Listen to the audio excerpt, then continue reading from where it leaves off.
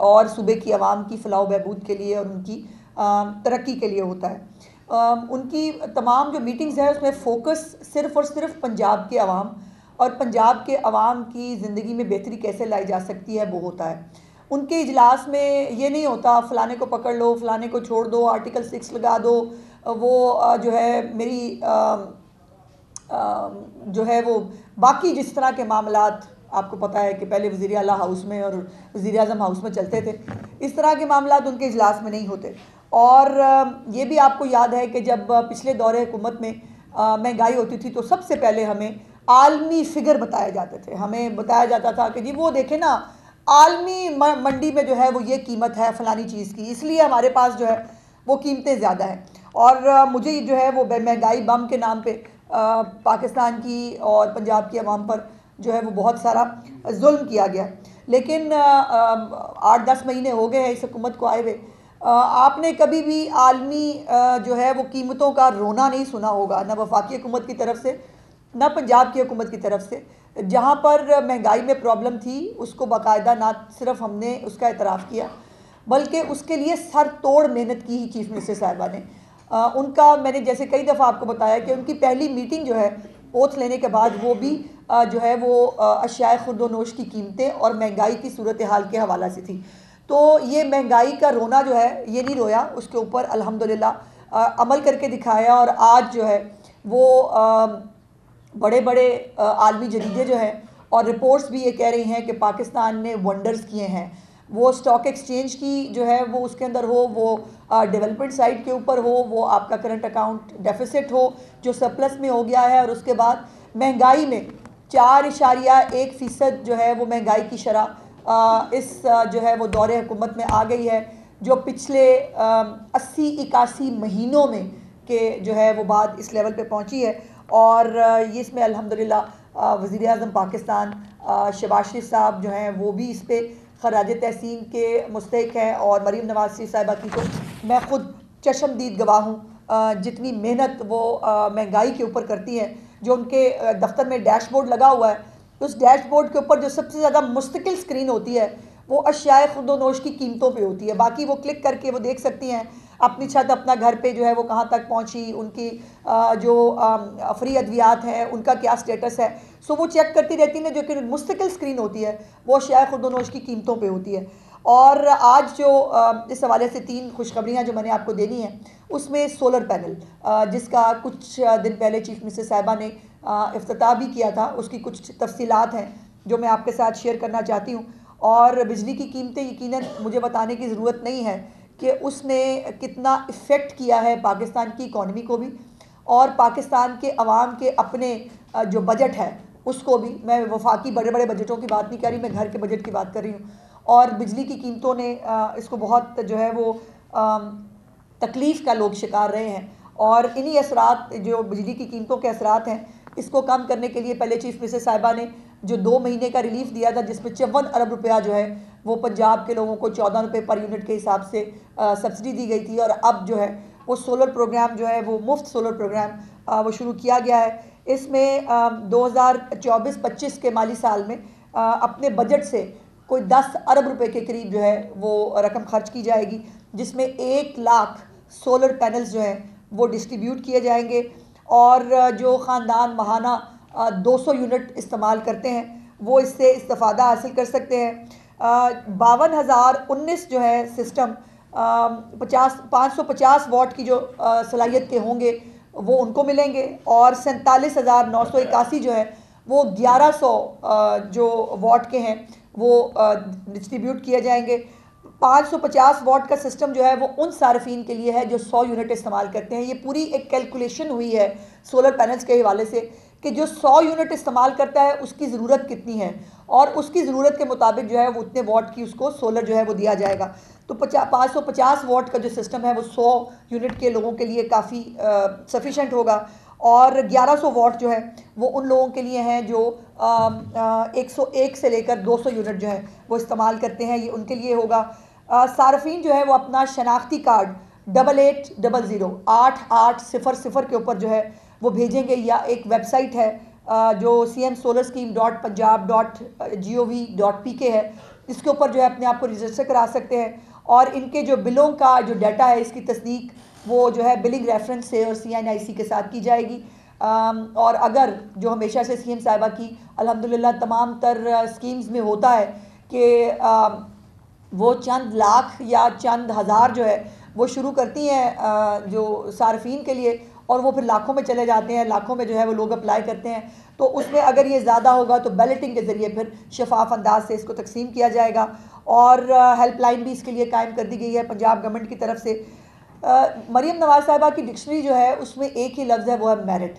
और उस मेरिट को जो है वो किसी भी जानने वाले के लिए, किसी भी अपने के लिए, किसी भी जो है पार्टी के लिए उसको मखसूस नहीं किया जाता। इस वक्त उनके जितने प्रोग्राम हैं वो अद्वियात के प्रोग्राम हैं, वो हेल्थ क्लिनिक्स हैं, वो बच्चों को लैपटॉप्स दिए जा रहे हैं, उनको स्कॉलरशिप्स दिए जा रहे हैं, अपना घर अपनी छत है, तमाम अक्रॉस द बोर्ड जितने भी उनके स्कीम्स हैं वो सब की सब जो है वो मेरिट के ऊपर है। उसके ऊपर कोई पार्टीबाजी नहीं है, उसके ऊपर कोई ये नहीं देखा जा रहा कि ये PTI का बंदा है तो इसको हमने ये नहीं देना। ट्रैक्टर स्कीम जो है उस पर भी बहुत सारे लोग जो हैं वो उससे इस्तेफादा हासिल कर रहे हैं।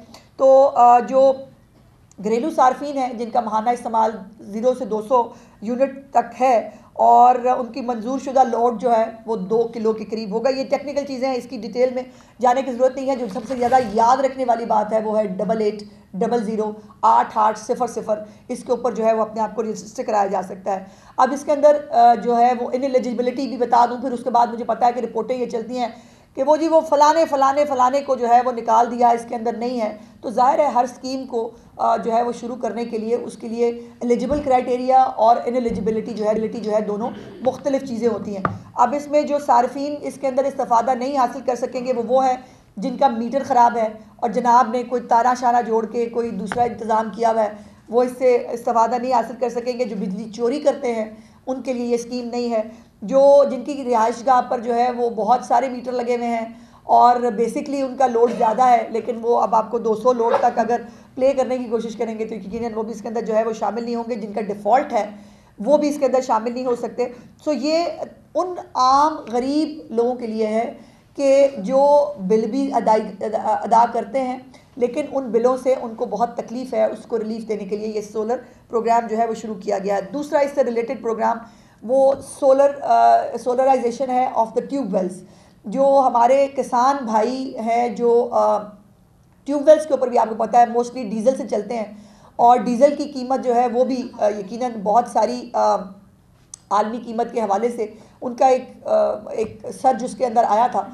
बट अब उसको भी और बिजली की खपत को भी कंट्रोल करने के लिए ये सोलराइजेशन ऑफ ट्यूबवेल्स जो है ये CM साहिबा का अगला प्रोग्राम है, जिसके लिए 8000 बिजली और डीजल से चलने वाले जो ट्यूबवेल्स हैं उनको सोलर सिस्टम पर शिफ्ट किया जाएगा।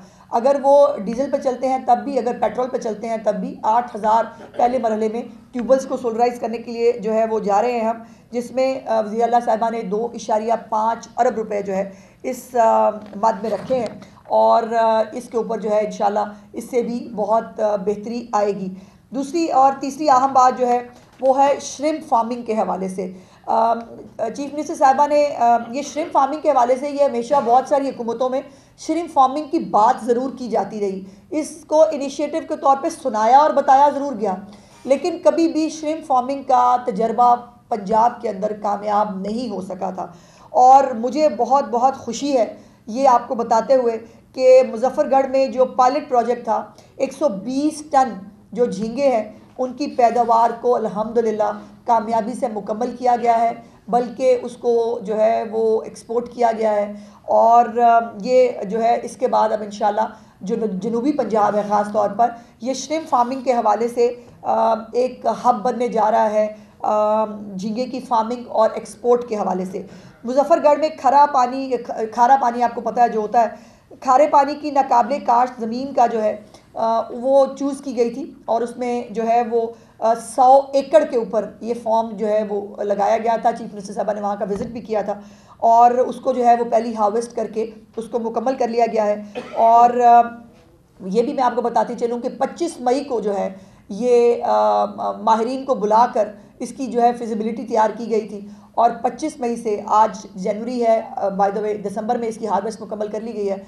तो ये चंद महीनों के अंदर जो है ये साल में 2 दफ़ा कम से कम जो है ये आपको पैदावार दे सकते हैं। सो इसको भी जो है वो मुकम्मल किया गया है। अब इसके अंदर जो अगली 104 दिन जो है उसके अंदर 120 मैट्रिक टन झींगे जो है उनकी पैदावार का हसूल और एक्सपोर्ट क्वालिटी जो है वो मेक श्योर की गई है। और उसके ऊपर वियतनाम, उर्दन, यूएई और चाइना को जो है ये झींगे अल्हम्दुलिल्लाह भिजवाए गए हैं। और अब एक बहुत बड़ा प्रोग्राम इसके हवाले से जो है वो आ रहा है जो मैं आपको बताना चाहती हूँ, जिसमें निजी शोबा जो है उसको इसके अंदर दावत दी जा रही है। और इसके लिए 48,000 एकड़ सरकारी ज़मीन की निशानदेही की गई है।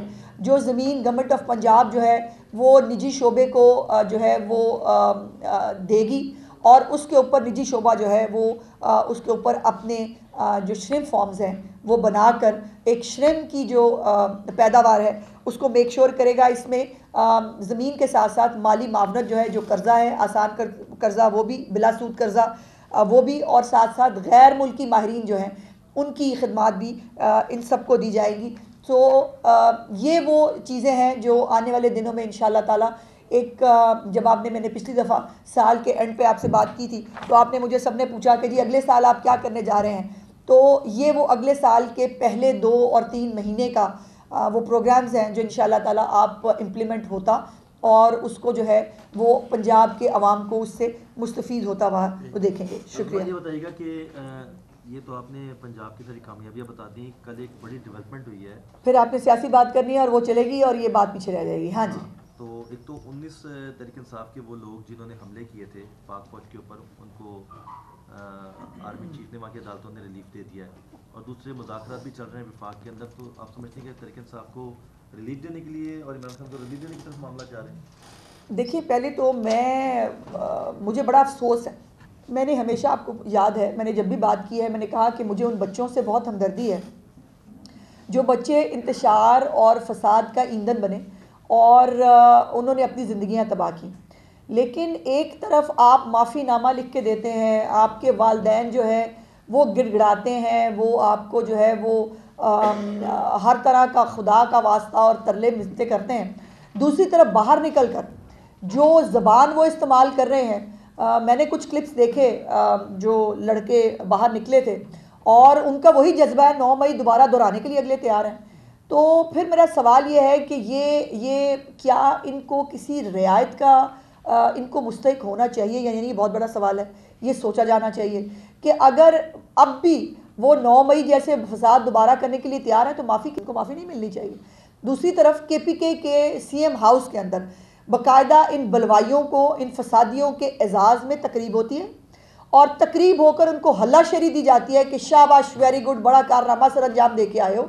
और मैं समझती हूँ कि इस किस्म के इक़दामात के साथ अब अगले आने वाले दिनों में अगर किसी के लिए कोई रिलीफ बनता था, अगर कोई बच्चे, उनके वालिदैन अगर अपने किसी रिलीफ के मुस्तहिक होते थे तो मुझे लगता है उनके दरवाजे बंद किए जा रहे हैं। और उनको ये बात जो है ये बाकायदा तौर पर वो मज़े की बात है, एक टिकटॉकर खातून साथ खड़ी हुई हैं, वो बालों में एक्शन मार रही यूँ करके, साथ वो खड़ा होकर एक लड़का जो है वो गुफ्तगू कर रहा है। और मैं सोच ये रही थी कि जहाँ जिस मुल्क की, जिस रियासत के जो है वो आलम ये हो कि जो बलवाई हैं वो ना सिर्फ आपको जो है वो दंदनाते हुए दिखें, दोबारा धमकियाँ देते हुए दिखें, क्या उस जैसी जमात और उसके लीडर के लिए कोई रियायत होनी चाहिए या ना होनी चाहिए? चूँकि ये रियायत जो है ये पाक फ़ौज की तरफ से आई है, मेरा ख्याल है उनको भी इसके ऊपर दोबारा सोचना पड़ेगा। तहरीक इंसाफ के जो कायद है, जो बानी PTI हैं, आप समझते हैं कि मिलिट्री कोर्ट से उनको माफ़ी मिल जाएगी अगर वो आइंदा ऐसे काम करने से जो है तौबा कर लें? कहाँ हुई तौबा, मुझे बताएं, किसी ने कभी माजरत की है? इवन माफ़ी उसको मिलती है जो माफ़ी मांग रहा हो, उसने माजरत की है, कभी वो नादिम हुआ है, कभी वो शर्मिंदा हुआ है अपने अमाल पे? नहीं, वो एक ऐसी शख्सियत है कि उसने बड़े बड़े गुनाह दुनिया में ज़िंदगी में किए हैं, वो कभी किसी पे शर्मिंदा नहीं होता। और अगर जो है वो इस तरह के बलवाइयों के लिए, इस तरह के लोगों के लिए अगर एक मतलब रिलीफ मिलेगा तो फिर आई एम सॉरी, फिर 9 मई इस मुल्क में बार बार होगा, ये आप देखेंगे। एक तो जिस तरह आपने मिलिट्री कोर्ट्स वाले मामले के ऊपर कहा, इल्जाम ये है कि उन लोगों जो खासकर कोट लखपत जेल के अंदर थे उनके वकालतनामे साइन नहीं होने दिए गए ताकि वो अदालतों में ना जा सके, और लाहौर हाई कोर्ट में एक पिटीशन भी आई है, क्या वाकईतन उनके वकालतनामे साइन नहीं होने दिए गए? देखिए, पहली तो बात यह है, मैं बारी बारी बात, पीटीआई वाले झूठ बहुत बोलते हैं भाई। वो तो मतलब वो ना बड़ी आसानी से कह देंगे कि कौवा सफ़ेद होता है, फिर आप सब लोगों ने कहना है कौवा सफ़ेद होता है। सो उनको तो इतना ब्लेटेंटली पक्का मुंह बना के झूठ बोलने की आदत है, ऊपर से लेकर नीचे तक जितने भी हैं। सो वो क्या कहते हैं, मतलब जब तक वो वेरीफाई ना हो उसको मैं वो उसकी तस्दीक नहीं कर सकती। और ये जो है ना, ये इल्ज़ाम लगा के मजलूम बनना, फिर उसके बाद सिंपैथी हासिल करना, फिर हीरोइज़म जो है इस मुल्क में सोशल मीडिया के ऊपर वायरल होने का तरीका और मशहूर होने का तरीका ये है कि अब जो मर्जी झूठा इल्ज़ाम लगाए। एक ये भी इल्ज़ाम लगा था, अब जो 26 नवंबर के धरने में वो एक क्लिप आपने देखा, उसने कहा मेरा बाप मर गया था, पता नहीं ये हो गया, उसका बाप जिंदा सलामत था, उसने कहा मैंने इसको घर से निकाल दिया था। तो ये इस किस्म की कौम है, इसलिए इनकी बातों को इतना सीरियस ना लिया करें।